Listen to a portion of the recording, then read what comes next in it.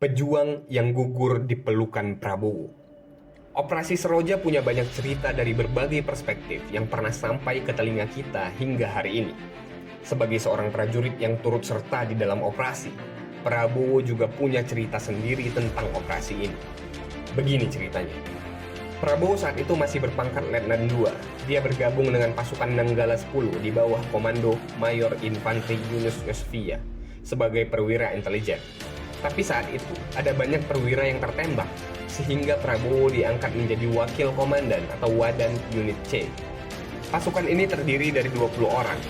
Mereka merebut ketinggian di atas kota Maubara.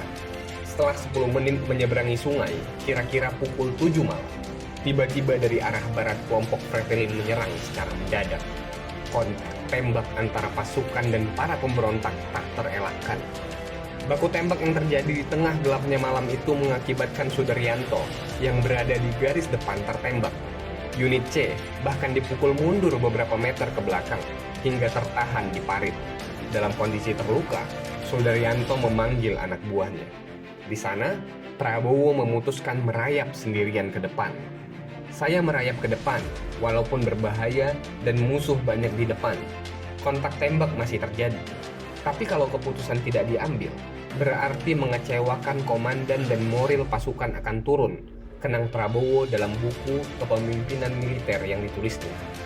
Medan yang begitu sulit, kontak tembak yang masih berlangsung, hingga berat badan Sudaryanto membuat Prabowo kesulitan. Evakuasi baru bisa dilakukan setelah beberapa prajurit bergabung. Sudaryanto pun ditarik ke garis belakang. Di tengah desingan peluru, Prabowo kemudian melaporkan kondisi pada pimpinan. Namun situasi terlalu gelap gulita dan tidak ada satupun helikopter yang berani turun.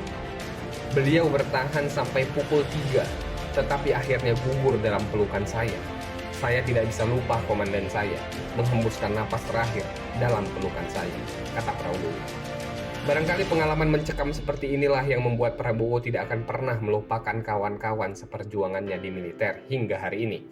Sebab itu pula, ia tak pernah absen dalam perjuangan-perjuangan kebangsaan dan kerakyatan, meski kini ditempuh melalui jalur politik.